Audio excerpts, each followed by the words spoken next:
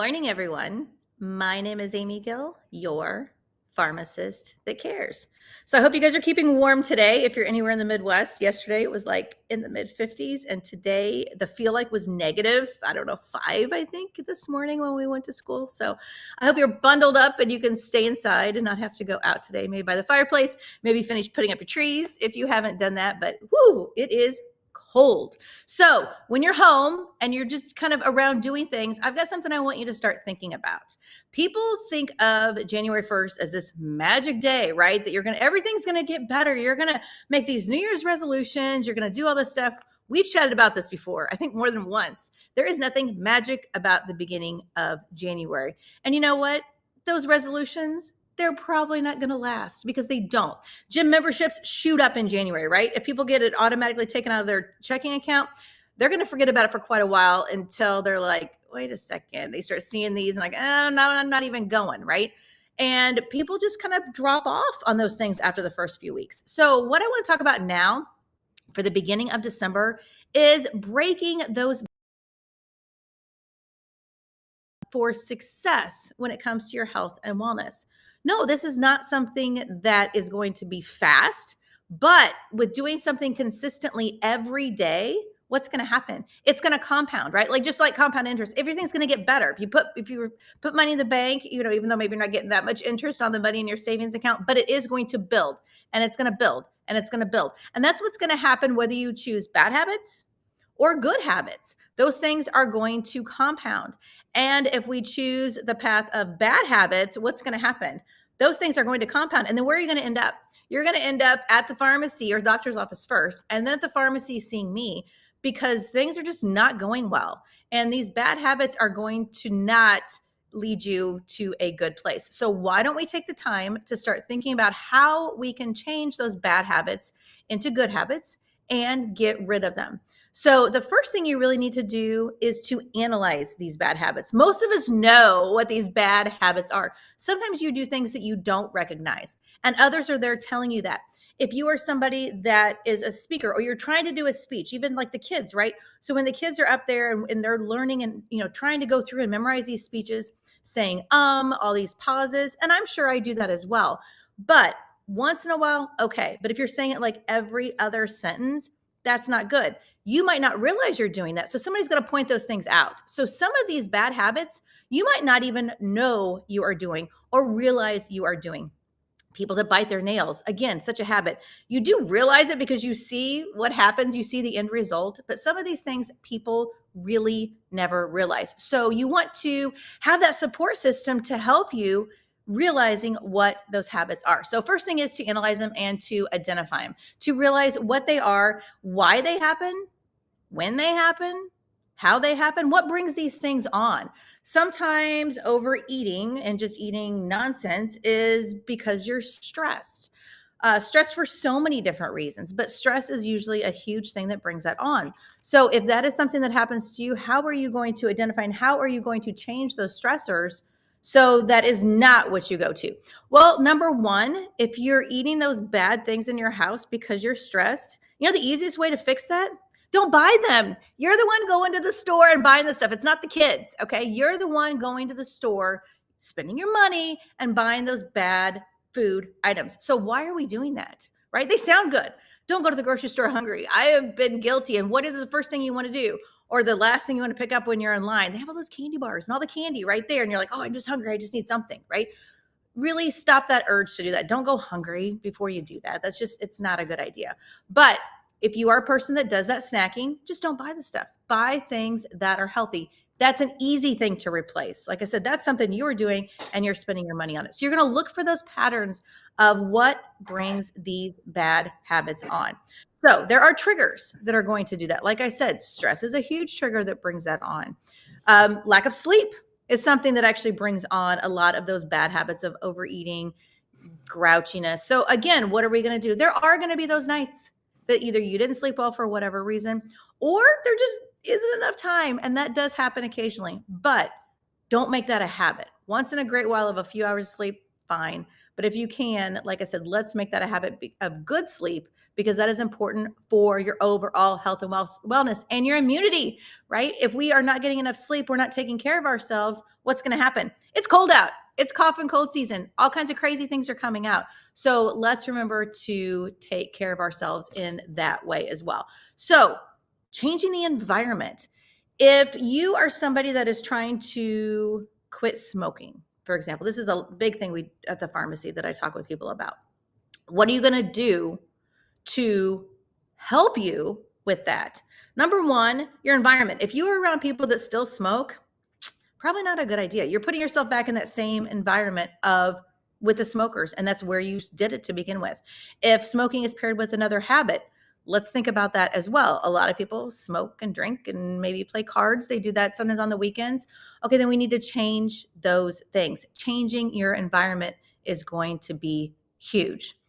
Rewarding yourself. Now, I talk about this, like on the weekends, if you exercise and do all this, don't reward yourself like a dog and give yourself treats. I don't mean that, because that obviously undoes it. But when it comes to things like breaking these bad habits, for smoking example. So how are you going to reward yourself? When people come, I ask them, okay, how many packs of cigarettes do you smoke a day? They'll tell me. I'm like, okay, what's a pack of cigarettes cost? Because I know it's a lot and it keeps going up. Okay, so now we're going to figure out what you spend a day on cigarettes. Let's take that times a week. What do you spend on that? What do you want to get that maybe you think you don't have the money for? Is it a vacation, some new clothes, a new car, all these different things? And you think, a new car, how am I going to get that of stop smoking? Add up how much a smoker spends in a month and see how close that comes to a car payment. I think you will be surprised, honestly. So I tell people, do that. When you get the urge to smoke, go back and count your money, because that's huge. You know what your end goal is. Get the money out of the jar and count it. And really every day I want you to make sure that you're not skipping that, paying yourself for what you would have spent in cigarettes. And those little things will help. Anytime you're trying to do something big like this, you want to tell others about it. You want them to help hold you accountable, help support you, check in on you. Even just a phone call or a quick text message. How you doing? How's it going today? Especially during those hard times of the days that certain people look to smoke, whether it's first thing in the morning, last thing at night, or they have, like I said, different triggers that are going to bring those things on. So you can use that for other things other than quitting smoking. If you are somebody that enjoys eating out, and we know going through fast food can be very expensive, and we know it's not healthy, but it's something that has become a habit for you. And what are you going to do to fix that? Same kind of thing. Think about how much you spend going out to eat daily on these things that you know are not healthy for you. Save the money. Think, what are you going to do with that money? Again, I know you think, it's not really a silly idea, because I don't think people realize how much money they waste on these unhealthy habits. If you are somebody that likes to go through the drive-through at a coffee place on the way to work, or grab a donut, you're going by a donut shop on the way to work, what can we do? Those things are very expensive, and we know they are very bad for you. And honestly, the coffee, it smells good. Not going to say that at all, because I think I could have that as my potpourri. I love the smell of coffee. But how bad do those things make you feel later on in the day after you've had them? Yeah, they taste good for the first few sips, but then what happens? Your stomach's going to hurt later. You're going to start crashing. And think of all those sugars that you've just put in your system that are not good for you, and all those artificial flavorings. We know those aren't good, but they definitely have a gimmick going to get everybody to stop in there. Think of the money you are spending when you go through that drive-through. I guarantee it's anywhere from $8 to $10 a day. A day. Take that times 7. Take that times 30. Take that times 365. You guys, think of all the money. Again, like I said, a car payment is not too far off if you think about this, or a trip, or whatever thing you are looking forward to that maybe it's new outdoor furniture. It's cold, right? So you're thinking, when it's spring, I want to buy all this new outdoor furniture. It's not cheap either. But if you save the money from those bad habits of going through those places, what's going to happen? Good things, right? So you're like, Amy, well, I can't quit my caffeine in the morning. What am I going to do? Totally understand that. Number one, if you're somebody that still likes coffee, it's Christmas time, holiday time, there's sales. Go buy a Keurig, okay? Make your own at home. It's going to cost you like 50 cents a cup. And there's flavors. You can buy the exact same companies that you go through the drive-thrus with at Walmart, at Schnucks, right? You can buy those boxes of coffee. You can save yourself a ton. And it's going to be a lot cleaner because it's not going to have all that extra stuff in it. Drink it black. That's still better, right? If you are still looking for something even cleaner than that, you guys know how much I love my fizz. That's what I have in the morning.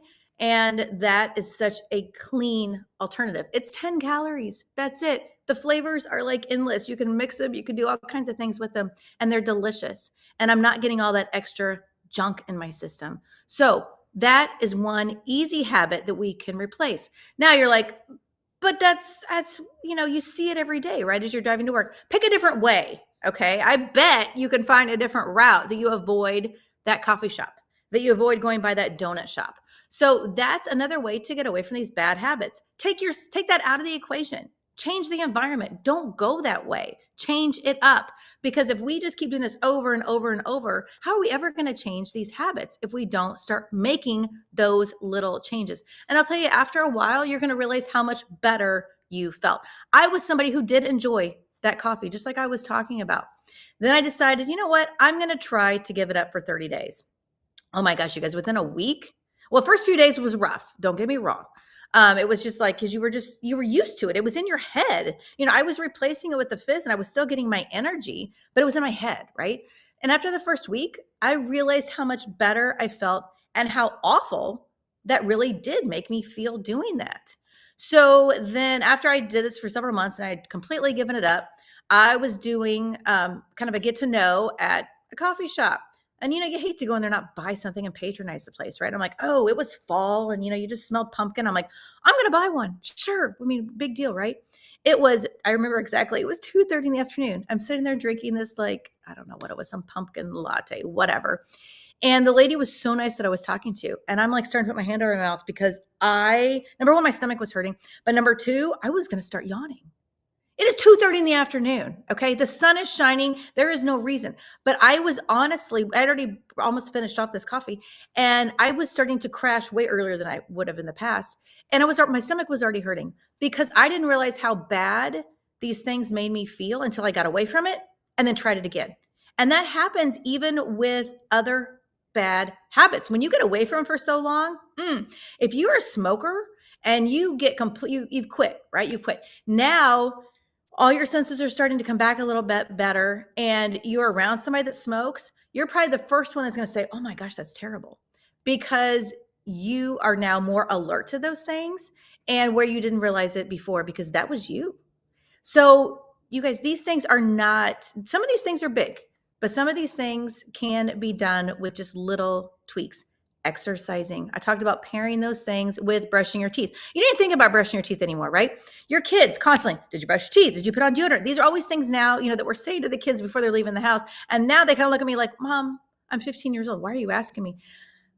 I don't need to ask anymore. It's become a habit for them, right? They know they need to do these things. But when they're little, we do that. We're instilling those good habits of brushing your teeth, putting on deodorant, washing your face, all those things that they need to do. So why can't we make those little changes with ourselves as well?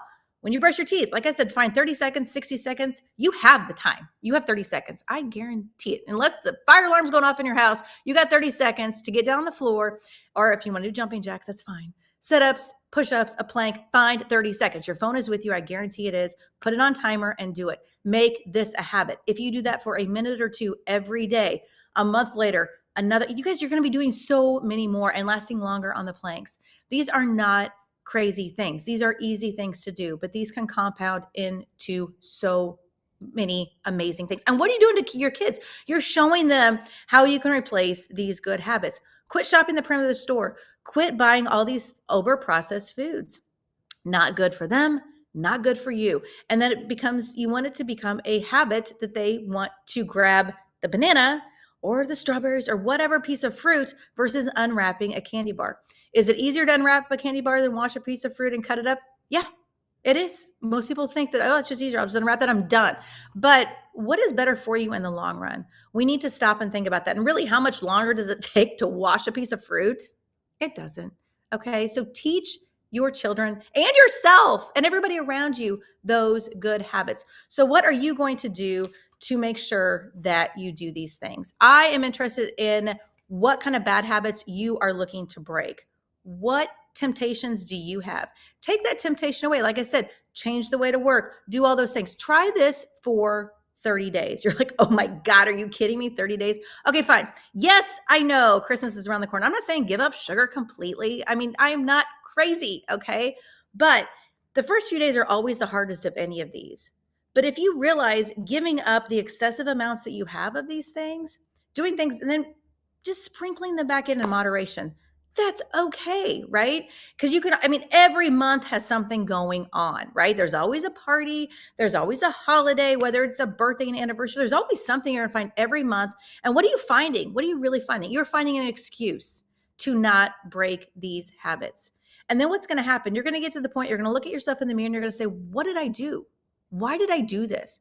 And it's so much harder to undo years worth of that than if we can just make those tiny little steps. It is important. And we talked about this before.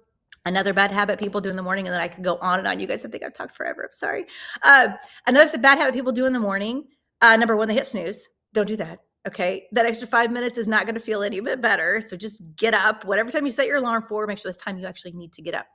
And other than shutting your alarm off your phone, please don't look at social media. Just get up, smile at yourself in the morning. Remember, that's important. We don't want to say we're tired. Don't give ourselves any of that negative anything. Smile at yourself in the morning, right? Start it off right.